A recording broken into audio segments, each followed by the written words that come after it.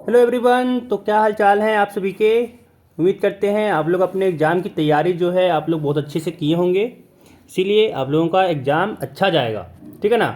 और आप लोगों के लिए ऑल दी बेस्ट। आप लोगों का एग्ज़ाम काफ़ी अच्छा जाए और आप लोग एग्ज़ाम में फोड़ के आएँ, ये मेरी उम्मीद है ना। तो इस वीडियो में हम लोग 30 एमसीक्यू क्वेश्चन को यहाँ पे डिस्कस करेंगे। ठीक है ना, 30 एमसीक्यू क्वेश्चन को डिस्कस करेंगे। अच्छा हाँ, आप लोगों को एक चीज़ और बताना है कि आप लोग पेपर को खाली मत छोड़िएगा। जो भी हो मतलब आप लोगों को कुछ ना कुछ लिखना ही है। ऐसा नहीं कि पेपर पूरा ब्लैंक छोड़ के आए। कोई भी क्वेश्चन, इतना याद रखिएगा, कोई भी क्वेश्चन ब्लैंक नहीं छोड़ना है। या तो आप टाइम के साथ अच्छे से चलिएगा और सारे को कंप्लीट कीजिएगा, या फिर अगर जैसे कभी होता क्या है कि आखिरी में हम लोग आंसर नहीं लिख पाते हैं, है ना। जैसे क्या होता है कि हम लोग मान लो कि दो क्वेश्चन छूटा हुआ है और तीसरा क्वेश्चन हम लिख रहे हैं जिसमें हम लोग का ये 5 मार्क्स का है ना। और ये मान लो ये भी आपका 3 मार्क्स का है और ये भी 3 मार्क्स का है। और आप अगर 5 मार्क्स का भरने में लगे हुए हैं, आप इसका आधा ज़्यादा लिख चुके हैं और इसी में भरने लगे हुए हैं, इसका कुछ नहीं लिख रहे हैं, तो ये आपकी फॉल्ट होगी। जानते हैं, इसको 3-3 मार्क्स को साथ में लिख दीजिए। 5 मिनट का 10 मिनट का टाइम बचे, इस दोनों को भी लिखिए। क्या होगा ना कि देखिए, अगर 5 मार्क्स का आप लिखें, आधा कंप्लीट हो चुका है। अगर 2 मार्क्स के लिए आप और टाइम 10 मिनट लगा रहे हैं तो आपको 2 मार्क्स के लिए लड़ रहे हैं। लेकिन इसी चीज़ को अगर आप 3-3 मार्क्स जगह पे लिखेंगे तो आप टोटल कितना मार्क्स के लिए लड़िएगा, 6 मार्क्स के लिए। तो 6 मार्क्स में आपको 2 मार्क्स मिल सकता है, लेकिन 2 मार्क्स में आपको 2 मार्क्स मिल सकता है, इसका कोई गारंटी नहीं है। समझ में आया। इसी कारण से जब आखिरी का 10 मिनट भी बचे ना, तब भी आप 3-3 मार्क्स वाले पे जाइए कि हाँ 3-3 मार्क्स वाला अगर दो बचा हुआ है तो हम 3-3 मार्क्स वाला को लिखेंगे। समझ में आया।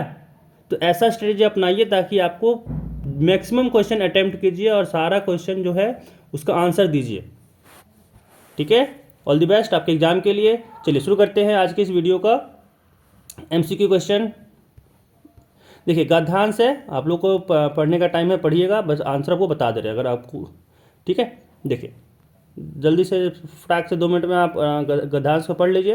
एंड फिर देखिए कि क्या आपका जो आंसर जैसे आपका भी जो आंसर समझ में आया होगा कि हाँ ये आंसर इसका होगा, मेरे आंसर से मैच कर रहा है, तब अच्छी बात है। अगर मैच नहीं कर रहा है तो एक बार देख लीजिएगा। कह रहा है कि गद्यांश के अनुसार ताजमहल कहाँ स्थित है, तो ऑब्वियस है आगरा। कश्मीर को किस नाम से जाना जाता है, तो बी इसका हो जाएगा बी धरती का स्वर्ग। अगला सवाल कि हम्पी और महाबलीपुरम के स्मारकों का महत्व क्या है, तो इसका आंसर हो जाएगा ए नंबर, वे प्राचीन धरोहर हैं। अगला सवाल कि गद्यांश के अनुसार पर्यटन का भारत पर क्या प्रभाव पड़ता है, तो 4 का आपका आंसर हो जाएगा बी, अर्थव्यवस्था को मजबूत करता है और देश की छवि को उभारता है। ठीक है, अगला पद्यांश को पढ़ना है और उसको फिर आंसर देना है। पद्यांश देख सकते हैं यहाँ पे कविता टाइप पे है, पढ़ लीजिएगा आप यहाँ पे। देखिए पढ़ लीजिएगा आप यहाँ पे और फिर इसका आंसर बता रहे हैं हम आपको। यहाँ पे है कि पद्यांश में किस स्थान को अनमोल उपहार कहा गया है, तो 5 का आपका आंसर हो जाएगा ए, पर्वत और नदियाँ। अगला सवाल कह रहा है कि पद्यांश में झीलों का जल कैसा बताया गया है, तो इसका आंसर बी हो जाएगा, निर्मल और चमचमाता। पक्षियों और फूलों के माध्यम से क्या संदेश दिया गया है, तो इसका आंसर ए हो जाएगा, प्रकृति की सुंदरता का अनुभव करें। ठीक है, चलिए अगला सवाल देखिए। कह रहा धरती का जादू किसे कहा गया है, तो इसका आंसर सी हो जाएगा, प्रकृति के हर दृश्य को कहा गया है धरती का जादू। चलिए अगला सवाल है यहाँ पे व्याकरण से खंड खा का। कह रहा बाल कृष्ण शब्द का संधि विच्छेद क्या होगा। ठीक है, तो आपका 9 का आपका आंसर ए हो जाएगा, बाल प्लस कृष्ण। अगला सवाल कि सूर्य का एकार्थी शब्द कौन सा है। ठीक है, तो 10 का आपका हो जाएगा बी, भास्कर। नभ शब्द का कौन सा अर्थ सही है, तो 11 का आपका आंसर ए हो जाएगा, आकाश। पुस्तकालय शब्द में प्रयुक्त प्रत्यय कौन सा है, तो 12 का आपका आंसर हो जाएगा ए, आलय। ठीक है, अगला असत्य शब्द में प्रयुक्त उपसर्ग कौन सा है, तो इसका आंसर ए हो जाएगा अ, है ना, अ और सत्य से बना हुआ इसीलिए। राम स्कूल जा रहा है, वाक्य में जा रहा क्या है, तो यहाँ पे हो जाएगा बी, क्रिया। वह अच्छा गाता है जबकि मैं गाने में अच्छा नहीं हूँ, वाक्य की रचना क्या है, तो 15 का आपका आंसर हो जाएगा बी, मिश्र वाक्य, है ना, यहाँ पे जबकि लगा हुआ है। राजमाता शब्द में किस प्रकार का समास है, तो 16 का आपका ए हो जाएगा, तत्पुरुष समास।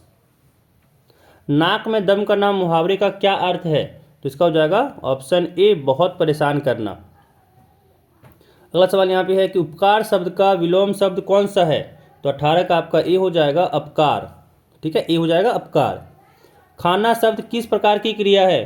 तो यहाँ पे इसका आंसर सी हो जाएगा, कर्मवाचक क्रिया। ठीक है।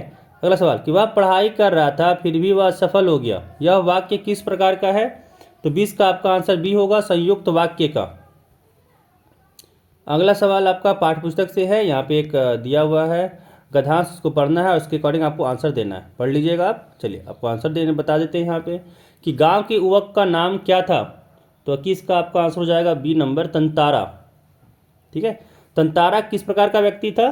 तो इसका आंसर हो जाएगा आपका बी नंबर, शक्तिशाली और नेक था। ठीक है। चलिए अगला सवाल, तंतारा की प्रसिद्धि का मुख्य कारण क्या था? तो इसका हो जाएगा बी नंबर, उसका त्याग और मददगार स्वभाव। फिर अगला कि लोग किस समय तंतारा को स्मरण करते थे? तो उसका आंसर बी हो जाएगा, मुसीबत के समय। ठीक है। अब अगेन एक और गद्यांश दिया हुआ जिसको पढ़ के आपको आंसर देना है। हाँ नहीं सॉरी, इसी का है कि प्रस्तुत गद्यांश किस पाठ से लिया गया है ना? तो इसका आंसर आपका ए नंबर हो जाएगा, तंतारा वामीरो कथा। ठीक है ना। अब यहाँ पे पदांश दिया हुआ है और फिर पदांश को पढ़ना है और इसके अकॉर्डिंग आपको यहाँ पे आंसर करना है। चलिए देखिए, कह रहा है कवि क्या प्रार्थना नहीं करता है? तो 26 का आपका आंसर ए हो जाएगा, अनुदिन त्राण करने की। अगला सवाल कि कवि की प्रार्थना में कौन सी शक्ति मांगी गई है? तो आपका इसका आंसर हो जाएगा 27 का सी नंबर, निर्भरता से भार वहन करने की शक्ति। अगला सवाल देखिए, यहाँ पे है कि कवि सुख के दिनों में क्या चाहता है? तो इसका आंसर हो जाएगा बी, ईश्वर का मुख पहचानना। दुख के समय कवि किस भावना से बचने की बात करता है? तो 29 का आपका सी हो जाएगा, संशय। अगला सवाल कि प्रस्तुत पंक्तियों के कवि हैं, है ना? तो इसका आंसर डी हो जाएगा, रविंद्रनाथ ठाकुर। ठीक है, रविंद्रनाथ ठाकुर हो जाएगा। तो ये आपके 30 क्वेश्चन रहे जो हम लोग अभी डिस्कस किए, है ना? ये सारे क्वेश्चन आपके इंपॉर्टेंट हैं क्योंकि कौन सा क्वेश्चन आपका एग्जाम में आएगा ये कहा नहीं जा सकता। ठीक है ना। तो ये सारे क्वेश्चन आपको इंपॉर्टेंट थे। चलिए खूब ख्याल रखिएगा अपना और अच्छे से एग्जाम दीजिएगा। ऑल दी बेस्ट आपके एग्जाम के लिए।